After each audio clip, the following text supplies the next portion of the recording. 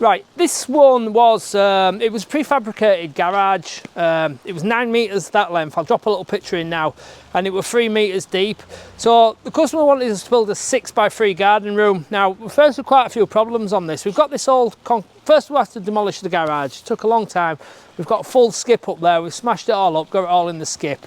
It's quite a lot of work in that, but this base, you can see it's been built at some point and it's not been built really to standard. I mean, you've got probably less than 3 inch of concrete you can just see on there, probably about 2 1/4 on there. So the path isn't something that we would certainly not use anyway, that's for sure. So going back to our rod system, ground screws, you would never have got ground screws in here. They would have wrote this job off and not bothered with it.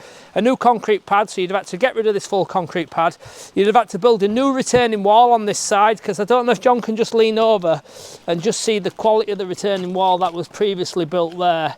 It's actually crumbling away and falling apart.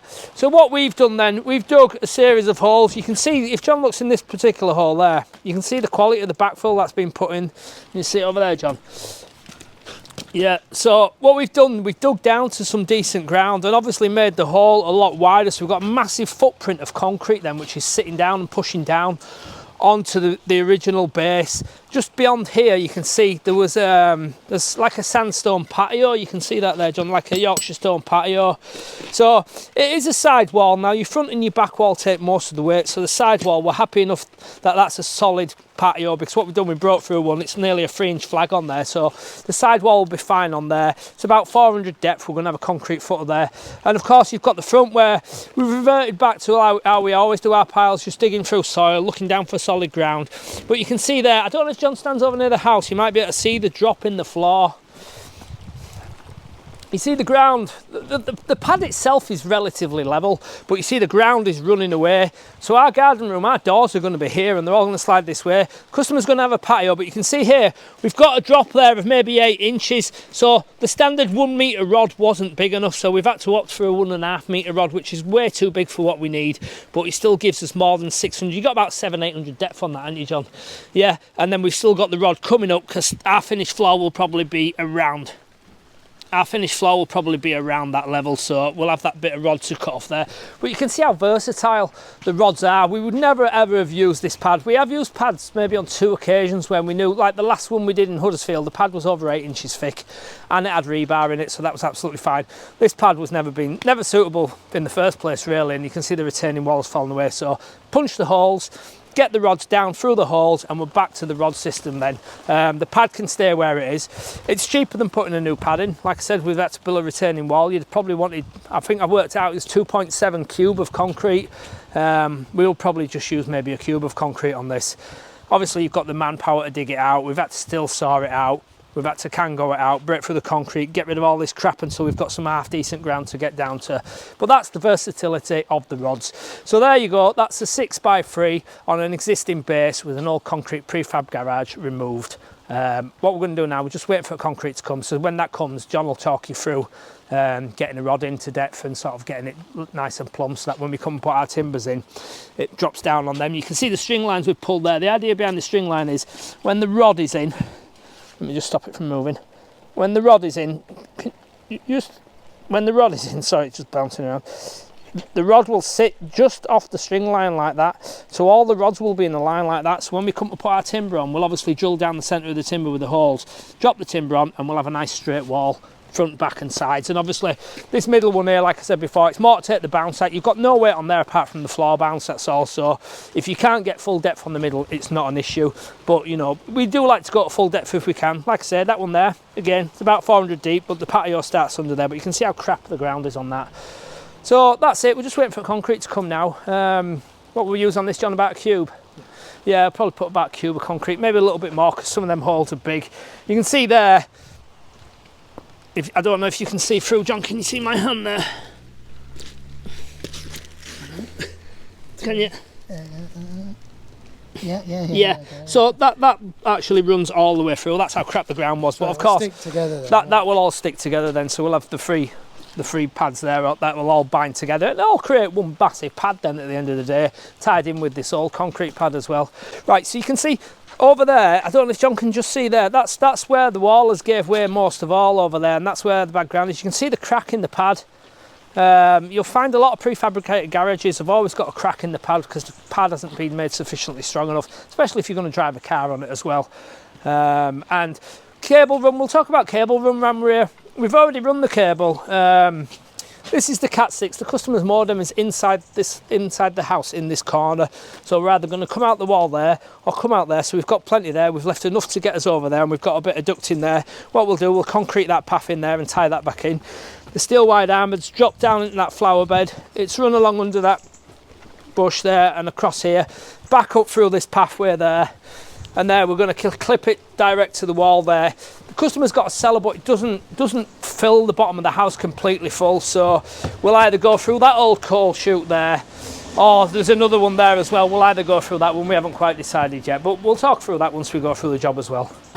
Right, so if you're going to concrete your pacing, then you've got three options really. You can either get guys in like this who'll mix it, barrow it in, and you pay. There's normally a minimum, sort of like a cube, I think is minimum normally payment. Or you can mix it yourself in a cement mixer, it's quite a lot of work in that. Or you can mix it on a board, but this is by far the easiest option if you've got access for one of these wagons to get in. They'll mix it in the machine, it'll come off there, it'll drop into the barrow, and then we'll get it filled into the holes. John normally asks them for a pretty wet mix. The first one's always quite dry really until they get the consistency right. Well, that doesn't look too bad at all, doesn't that? Right, so this is the back wall. John's got a really wet mix there because what we wanted to do, especially these three holes, wanted to interconnect them. So he's poured it on really wet, which it causes a problem for himself then really because the rods don't want to stand up straight, but the concrete goes off pretty rapid. So once he's finished them all, he'll go back and then what he'll do, we'll just double check that they're straight with the boat level. He's got a magnetic boat level. If normally stick to the rod if the rod, there you go, if the rod isn't covered in concrete. Like I say, he's got it quite wet still. What the idea behind it all is then is that washer then will get encased in concrete and stop the rod from pushing through the concrete under the weight of the building. Stop there. Right, so what he's going to do, he's going to throw a few shovels in. We'll either power or shovel it, but for ease of video we're going to shovel it in. So he'll throw, you can see it sat on top of the square plate washer there. What he'll do, he'll throw enough in, John will jab it up and down so concrete completely encases the square plate washer, and then you've got literally a concrete pile then with your washer in, which will stop the rod pushing through. John will get his boat level then and he'll stick it on. He'll get it somewhere near, or certainly near enough anyway. Once he's happy where it is, he'll get Brandon to throw some more in it. And he's holding it steady there, sort of in the position it wants to be in.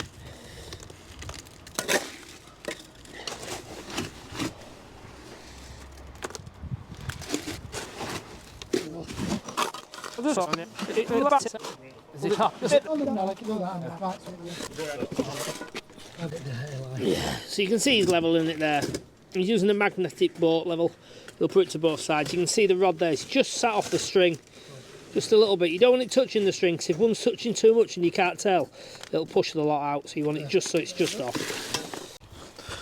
So they're going to go down now and just double check that they're all dead plumb, and obviously clean off any concrete that's remaining on the rods, because if you don't clean it off, you're not going to be able to wind your nut down properly. It's going to be a nightmare. You have to get like a little wire brush on it. It's a bit of a pain in the ass when it's like this, everything's wet and dirty, but come tomorrow now when it's dry and clean and everything, be a nice little area to work on. Yeah, so there's your base. He's been round now, he's checked they're all dead plumb, or as plumb as he wants them anyway. We've topped them up because obviously concrete's sunk a little bit there. We've topped them up, Jen's been round, she's cleaned them off. So, base wise, if you were to pour a pad, you'd have had to build a new retaining wall there, you'd have had to get rid of this, you'd have had to get some stone in as well, and you'd have wanted about 2.7, I worked it out, in a cube of concrete. This took just a cube and a half almost, so we're well under that. We've not had to do away with concrete base, we've not had to touch retaining wall, you know ground screws wouldn't have done. This is how versatile this system is. I'm not here to tell you to use it, but I'm here to say that why don't you use it, because it's brilliant. And then what will happen then, he'll go around with the laser, I'm not going to move that rod too much, and he'll wind them nuts down so that they're all level, and then our base will sit on that, and it is millimetre perfect. You don't need a laser, you can use a spirit level. And cost wise, Ground screws obviously wouldn't have touched it, but let's say ground screws would have touched it, they'd have cost a lot more than these. I think your rod's retailing with it, nuts and your shoe for about £22 each at this moment in time.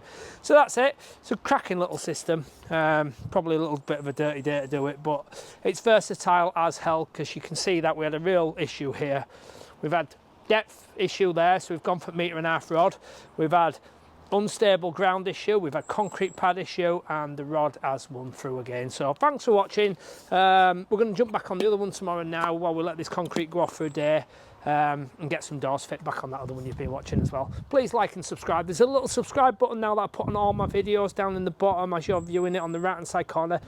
So let's try and get 100,000 subscribers. That'd be amazing. So hit the subscribe button. Thank you very much.